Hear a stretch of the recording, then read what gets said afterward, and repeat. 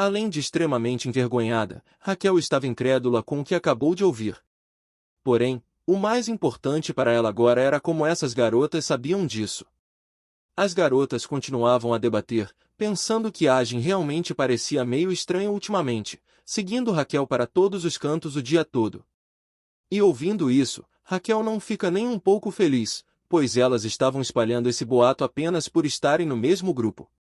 Ela pensa que isso seria normal por eles serem um time, pois é claro que precisam ficar juntos. Mas ela tem um pequeno flash em suas memórias e começa a ligar os pontos. E ela lembra das palavras de Agem durante aquele resgate no dia do ataque ao leilão. Ela então afasta esses pensamentos ao dizer que essas são coisas muito diferentes uma da outra, e quando resolve se afastar, ela dá um passo para trás e esbarra em alguém. E, para surpresa dela, essa pessoa era Naeun, que não parecia nem um pouco feliz em ver a cara dela nesse momento. Naeun perguntava o que foi, mas Raquel diz que não era nada. Mais irritada, Naeun manda ela sair de cima do seu pé, pois estava doendo, e a desastrada da Raquel nem tinha percebido ainda que estava usando o tênis de Naeun como tapete. Ela sai da frente pedindo desculpas e logo após Naeun e Yeon a seguem seu caminho para o vestiário, mas Raquel pensa por um momento e percebeu que se elas entrarem no vestiário agora elas também iriam ouvir aquilo.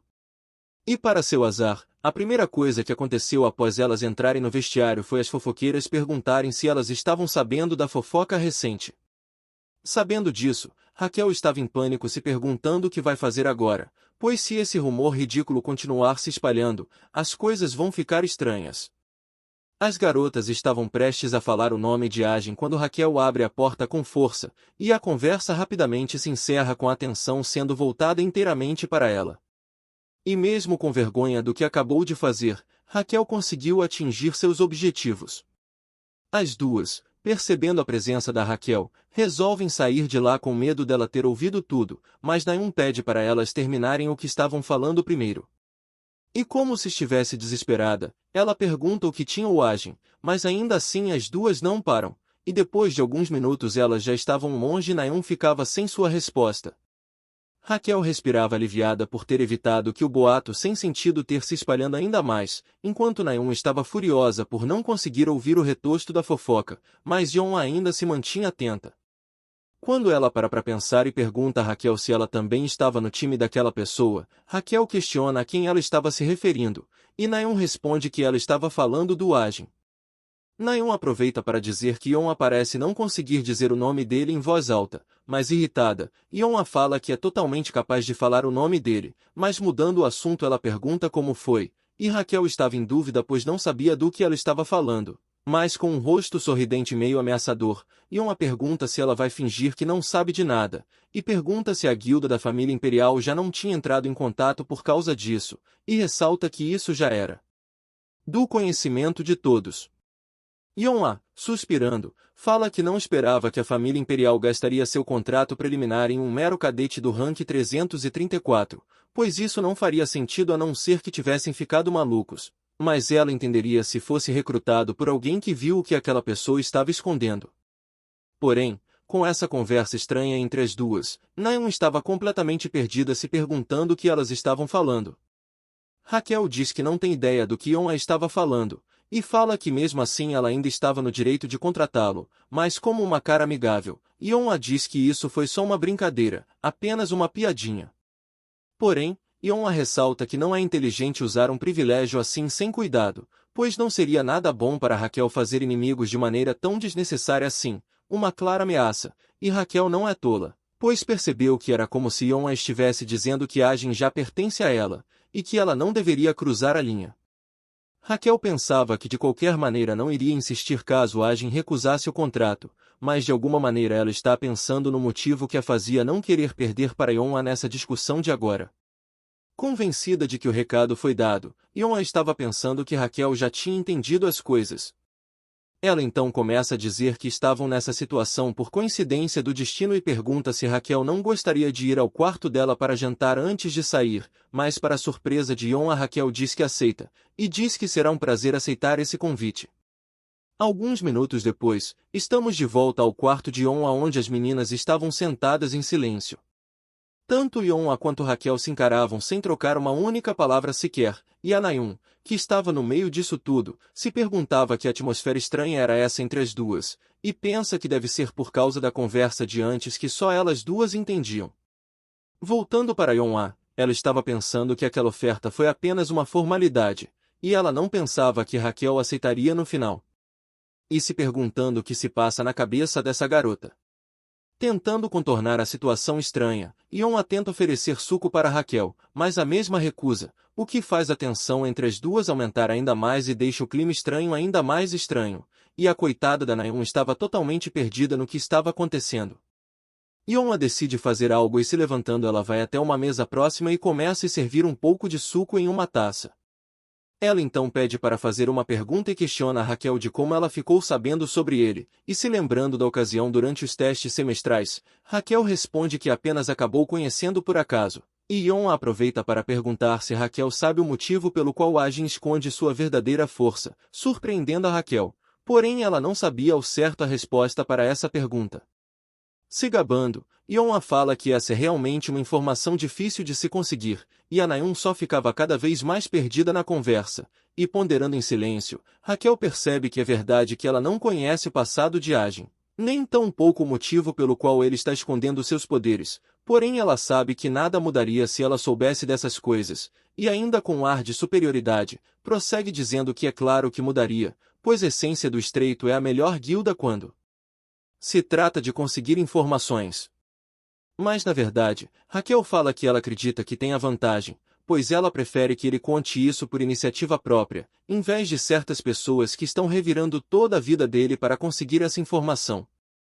Aí sim foi um belo de um tapa na cara da Yeon-ah, porém merecido por se achar demais. Raquel então se levanta depois dessa grandiosa patada, e diz que está ficando tarde, por isso ela estava de saída, e pagando na mesma moeda ela agradece de forma sarcástica pelo convite dessa vez, e após isso, nada mais é ouvido além da porta batendo ao fundo, e Yeon-ah nem mesmo teve a chance de contestar.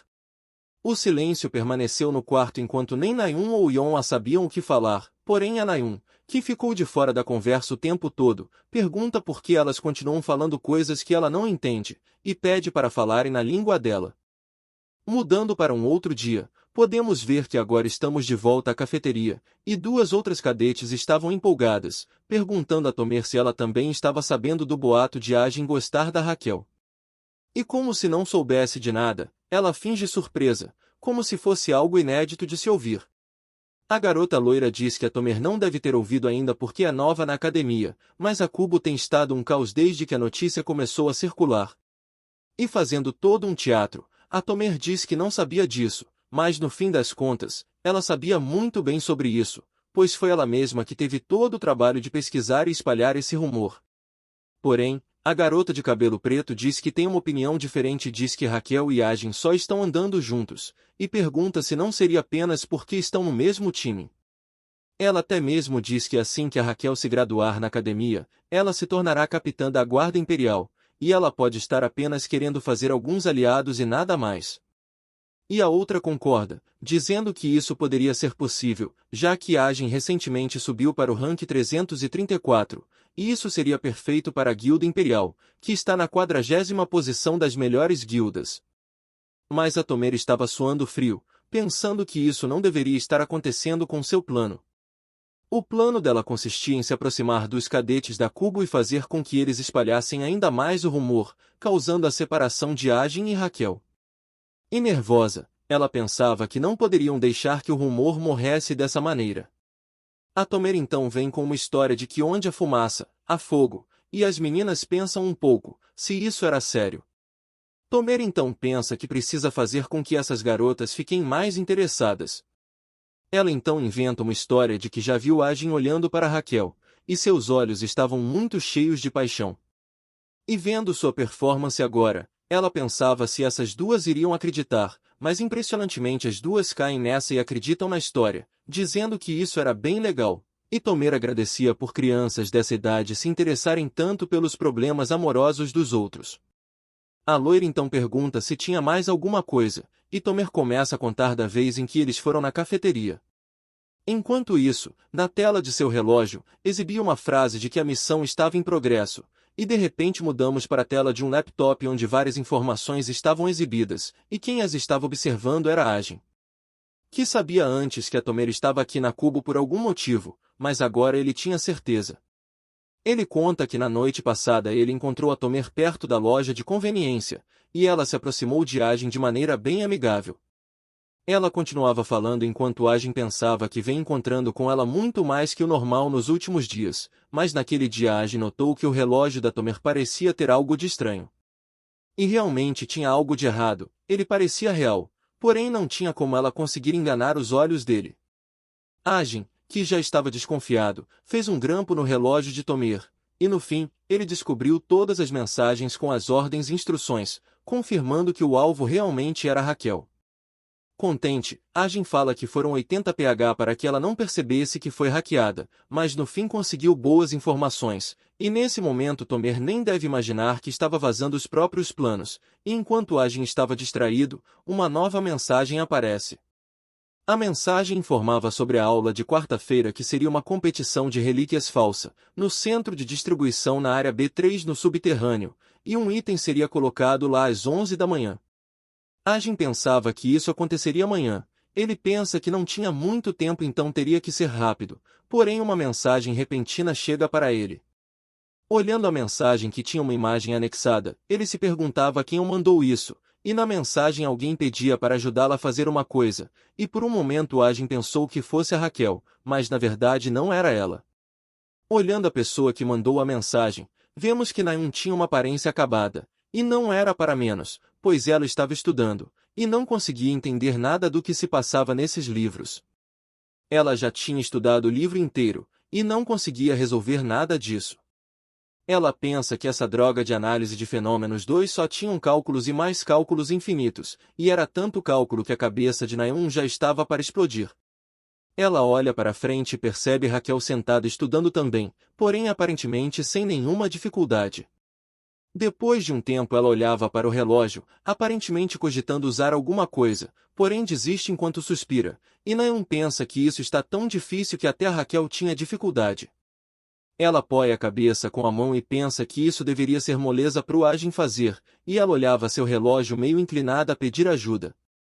Ela tenta escrever uma mensagem para pedir de alguma maneira que Ajin a ensine a fazer os cálculos, seja com um método mais educado ou mesmo utilizando de elogios sem sentido, até que ela escreveu a simples mensagem de antes, pedindo para Ajin a ensinar, e mesmo com a mensagem pronta ela ainda está nervosa em enviar.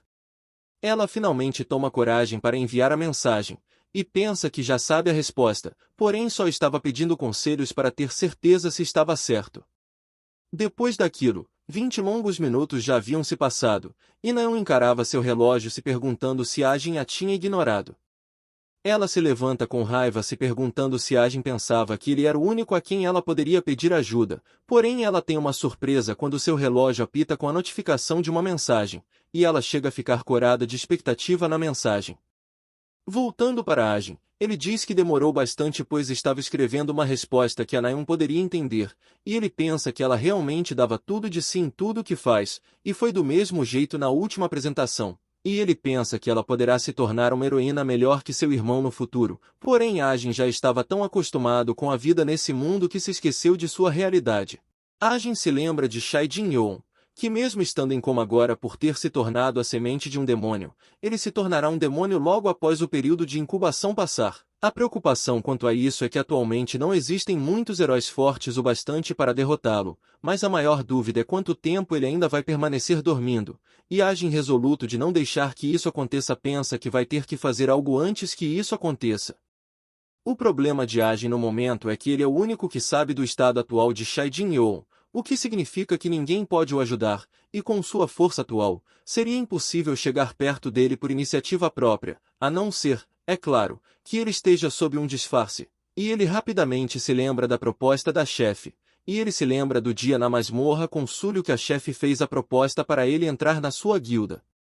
Naquele cartão que lhe foi entregue estava o nome da guilda, os Mercenários de Jerônimo. Ajin tem total conhecimento sobre eles, esses caras são uma das maiores guildas de mercenários do mundo. No entanto, esse é apenas um disfarce para a trupe do Camaleão, E mesmo que tenha sido chamado, Ajin ainda não sabia o motivo deles estarem recrutando ele ao invés de John Wick, e nesse momento ele estava preocupado de como a história iria prosseguir. Mas deixando isso de lado, Ajin pensa que se tiver a ajuda deles deve ser possível matar Shai Jin-yoon, sem que nenhuma pessoa perceba no final. Ele diz isso pensando nas pessoas à sua volta. Ele fica distraído com seus pensamentos por um momento até que escuta chamarem por seu nome, e era nossa pequena Raio de Sol, a fofa Evangel, que perguntava a Ajin se ele ainda não tinha dormido. Ajin se levanta da cadeira pedindo desculpas enquanto pergunta a Evangel se ela acordou por causa das luzes, e toda sonolenta ela responde que sim. Ajin então a pegou gentilmente junto ao pequeno fantasminha de pelúcia, e diz que vai colocar ela de volta na cama.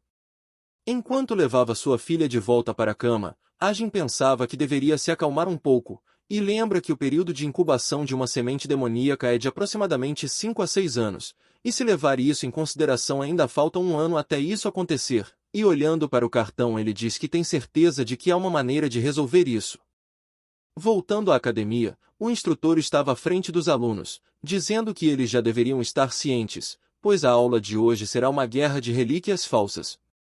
A multidão de alunos estava mesmo preocupada com a competição, temendo que seus ranks caíssem por causa de suas pontuações, porém entre eles estava Ajin, pensando que normalmente para as relíquias o país que as encontra torna-se proprietário. Mas ainda assim, há diversos países que foram devastados com as quebras. Sendo assim, na situação atual, as relíquias encontradas nesses lugares abandonados são daqueles que as encontram, e para estar em posse dessas relíquias, tanto as guildas famosas quanto humanos demoníacos lutam entre si, um evento que é conhecido como Guerra de Relíquias. Em outras palavras, esse treinamento tem como objetivo ensinar a eles sobre a Guerra de Relíquias. O instrutor explica que o tamanho das instalações de escavação de relíquias são extremamente grandes, e o tema será corpo a corpo. Nessa operação, tanto a hierarquia de comando, métodos de contato com outros membros e a localização das relíquias são completamente desconhecidos, e eles precisam tomar ótimas decisões a cada rodada. Para o treino de hoje, o time branco será encarregado de defender, e o time preto estará encarregado de atacar, e assim que tiverem uma ferida fatal ou gritarem que desistem, eles serão desclassificados. Com isso dito, o instrutor estala os dedos, e um tipo de venda estranha aparece no rosto de Ajin, mas não foi só ele, todos tinham uma venda estranha que cobria seus olhos, e em pânico eles se perguntavam o que estava acontecendo. O instrutor os acalma e fala que essa era sua mana, então eles não deveriam se assustar. Ele explica que cobriu os olhos deles para que possam escolher um andar de forma aleatória, e avisa que estarão saindo agora. Passado algum tempo, podemos ver a enorme fila de estudantes marchando para o local do teste. No meio da multidão, Ajin estava pensando que isso não era surpresa alguma um herói de nível intermediário conseguir cobrir os olhos de tantos cadetes, mas ele sente muito por isso, pois esse método não iria funcionar nele nem um pouco, e ele já estava com sua visão além do alcance ativada. Ajin estava pensando que quando se fala de uma instalação de escavação de relíquias, as pessoas pensam em um precipício, mas graças às tecnologias mais avançadas que possuem, faz com que elas sejam mais parecidas com bunkers subterrâneos. Enxergando o caminho à sua frente, Ajin estava de olho em quantas pessoas estavam em cada andar, e no primeiro ficaram 15 pessoas. Já no segundo andar foram um pouco mais que isso, sendo 25 pessoas. No terceiro andar, podemos ver que faíscas vão rolar, pois tanto Nayun quanto Raquel ficaram nele, além de mais outras 15 pessoas. E mesmo Ajin, que nem sabia que estava sendo disputado, diz que a luta entre essas duas vai ser bem intensa. Depois de andar mais um pouco, Ajin fica pelo quarto andar, e olhando para seu uniforme, ele percebe que estava no time preto. Ajin estava pensativo, pois queria saber onde estariam John-Ak e Sulio, mas no momento não tem o que fazer, e entrando em um quarto, ele se perguntava se essa era a área residencial. Mas depois de olhar em volta, ele percebe algo ao utilizar sua habilidade, e ele se perguntava quem era essa pessoa que estava na sala junto com ele.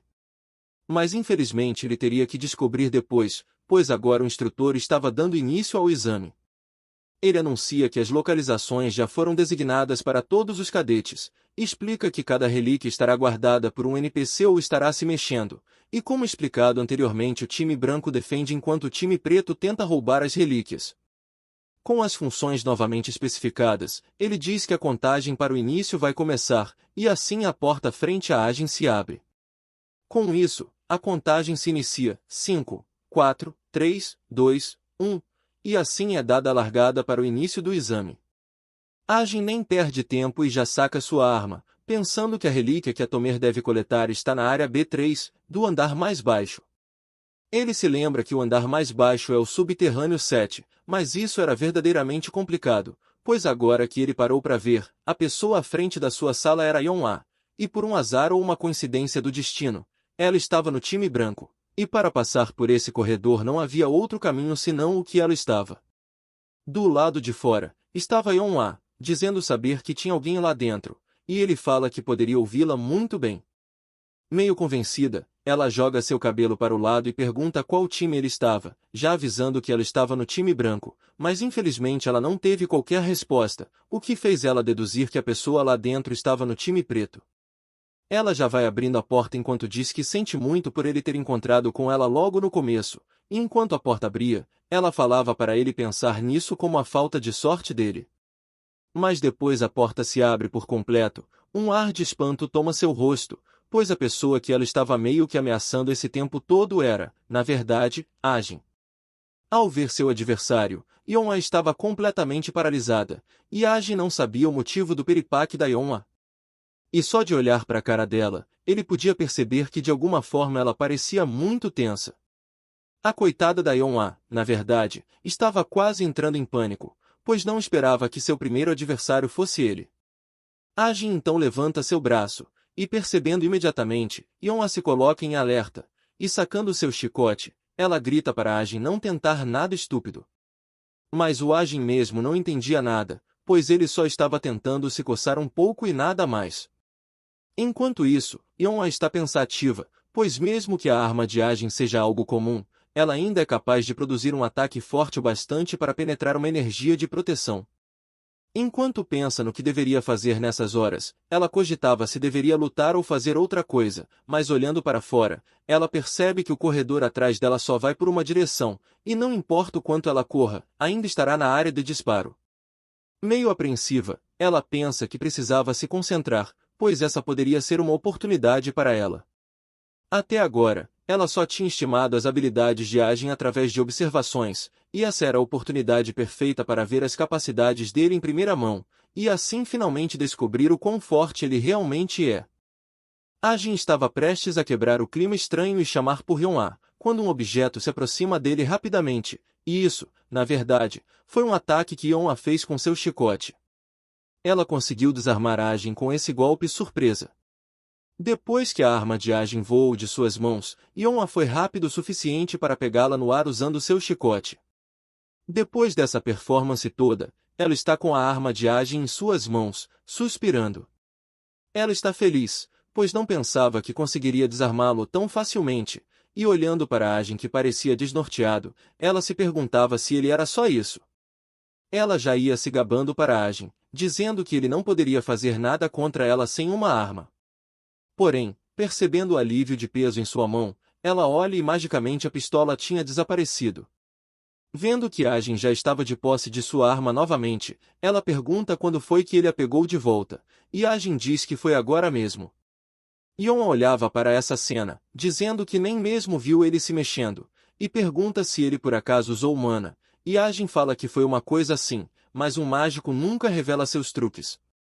Agem pensa que, sendo mais preciso, isso não era mana, e com um fio de éter amarrado à arma, ele já estava preparado para possíveis situações como essa. Dessa vez, os papéis se inverteram e novamente Agem estava com sua arma em mãos e a apontando para Yeon-ah. Vendo que estava encurralada, Yeon-ah fala que o espaço nessa sala era muito limitado, e não importava para onde fosse, ela estaria na área de disparo da arma. Nessa hora, ela já está pensando que levar um tiro deve doer bastante, e pensa que se fosse para ser desqualificada no início do exame, ela preferiria morrer de uma vez. Agem então ameaçava puxar o gatilho, e Naeun, temendo o pior, até fechou seus olhos. Alguns minutos depois, podíamos ver Agem andando pelos corredores, e ele reclamava, pois os ossos de sua mão poderiam estar quebrados se aquele golpe tivesse pegado de jeito. Vendo o estado de sua mão, ele dizia que Yeon era mesmo muito forte. Mas depois de andar um pouco, ele não esperava que um lugar tão grande assim estaria totalmente vazio. Ajin se questionava se os cadetes foram para outro lugar. Ele estava se lembrando que todos os participantes da Guerra de Relíquias estão com um equipamento de sinalização de vida. O que ele faz é simples, ele capta os pontos de vida em um número para que todos possam ver o que diz se um cadete é capaz de continuar ou não. Enquanto Ajin usa seu computador para conseguir os dados do GPS desse dispositivo, ele vai conseguir verificar a localização atual do GPS usando seu relógio, e já colocando em prática, ele não demora para achar a localização da Tomer, e ela estava no banheiro do 7º nível subterrâneo. Ajin percebeu que ela não estava se movendo muito, o que indica que ela estava provavelmente procurando pelo item nesse local. Mas deixando isso de lado, ele resolve olhar a localização dos outros. Ajin rapidamente encontra Raquel e Naeun, que estavam no 3º nível, e aparentemente estavam em combate nesse momento. Já no 5º nível estavam Shin Jong-ak e Kim Suryo, e pela proximidade dava para ver que eles estavam em batalha. Percebendo isso, Ajin se apressa em olhar se tinha alguma câmera perto de onde eles estavam, e por sorte havia sim. E vemos que Suryo estava ansioso pela chegada desse dia. Porém, assistindo isso estava Ajin, que com um balde de pipoca na mão via isso como um filme. Mas enquanto ele estava entretido assistindo a luta de Suryo e Jong-ak, um forte tremor aconteceu. Vendo que a comoção parece ter acabado, ele dizia que essa era uma maneira bem interessante de se passar os andares. E olhando seu relógio, ele falava que se distraiu um pouco, pois precisava ir até a Tomer. Mudando de lugar, podemos ver que um cadete estava no chão, gritando desesperadamente que desistia. Com ele dizendo que desiste, a venda de antes reaparece de novo em seus olhos, e com isso é desclassificado. E fazendo a contagem dos abates estava Naeun, que dizia que esse era o 3º e as coisas até agora estavam sendo muito fáceis. Sorridente, ela olhava para sua espada enquanto pensava que não esperava ter ficado tão boa em só 3 meses usando a espada. E corada, ela dizia que talvez fosse muito boa com a espada. Mas interrompendo seus pensamentos, alguém a chama. A pessoa chamando por Naeun era Jion, e a própria Naeun estava surpresa em vê-la ali. Jion conta que estava escondida esse tempo todo porque acabou sendo encontrada por alguém do time preto e quase não conseguiu escapar. Naeun então diz que ela deve estar bem cansada da fuga e diz que era bom ver ela. Naeun estava mesmo pensando que enquanto uma suporte como Jion é bem fraca em combate direto, ela é bem forte com suas habilidades de buffos e debuffs. Naeun então toma a frente e diz que é hora delas saírem e conseguirem alguns pontos, e Jion concorda com ela. Só que antes de sair, ela chama Naeun para falar que a Raquel também está nesse andar. Naeun estava surpresa que Raquel também estivesse nesse andar, porém ela escuta um som de passos se aproximando. Enquanto isso, Jion fala que era isso mesmo, e conta que quase não conseguiu fugir dela no caminho para cá, mas Naeun a interrompe e pede para ela esperar um pouco. O som de passos de antes começa a ficar mais próximo a cada segundo que passa, e temendo que seja um inimigo, Naeun pede para sua colega se colocar atrás dela enquanto saca sua espada.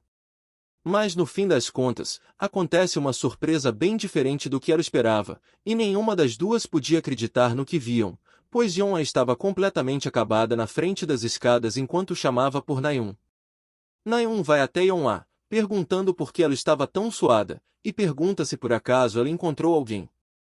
Mas enquanto secava seu suor, Yeon respondia que encontrou aquela pessoa.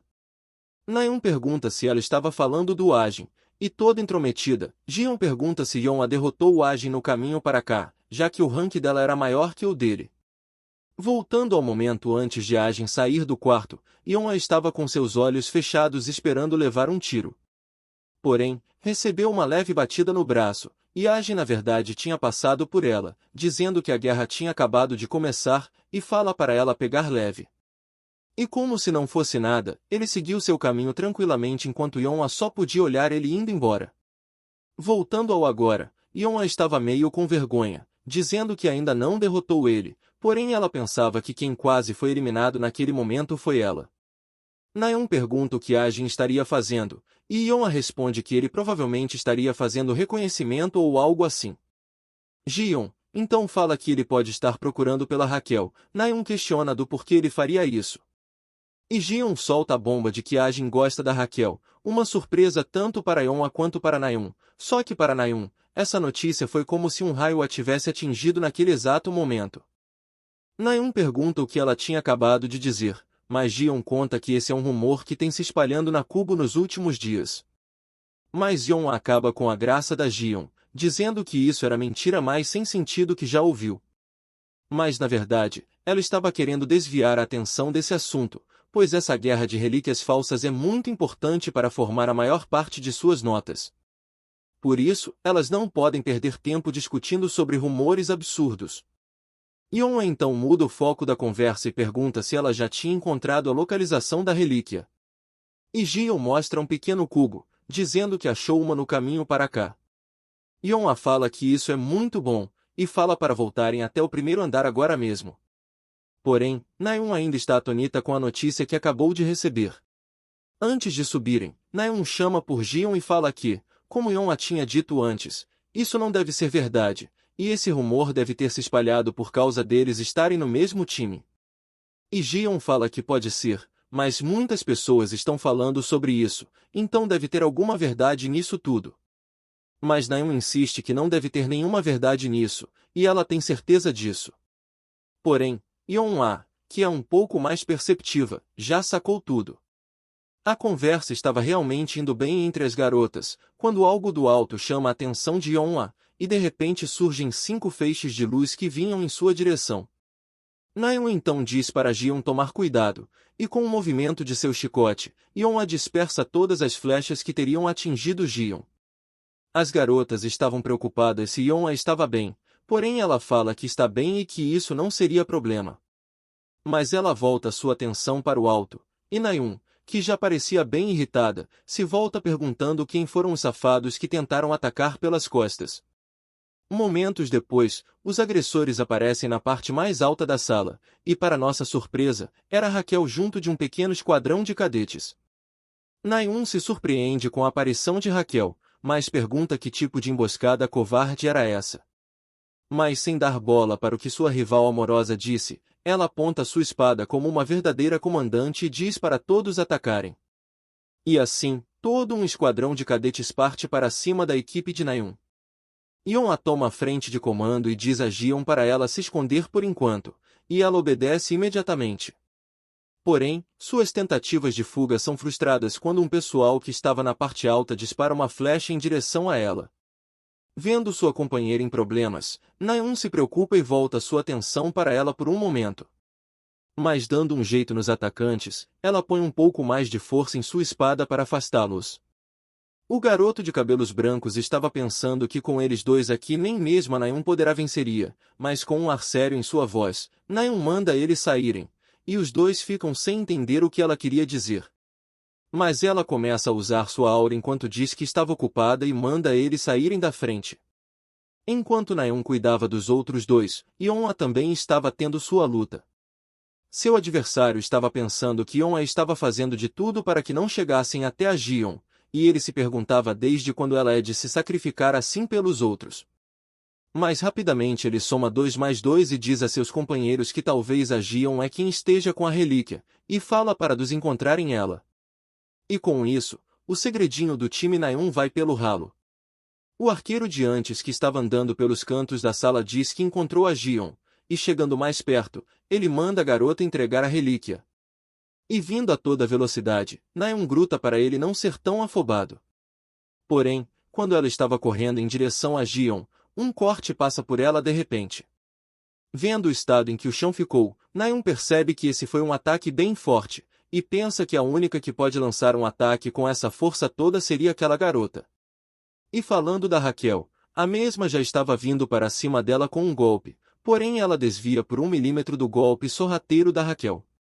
Percebendo que seu oponente desviou do golpe, Raquel logo usa um trabalho de pés para chegar próxima de Naeun para continuar seu ataque. Encurralada, Naeun pensava que sua espada que vinha vencendo batalhas sem dificuldade até agora estava sendo pressionada por força bruta. E vendo a força da Raquel, ela deduz que Raquel sempre soube que sua habilidade com a espada eram piores que as dela. E a cada momento que passa, ela estava pressionando cada vez mais, e estava ficando cada vez mais difícil de defender os ataques.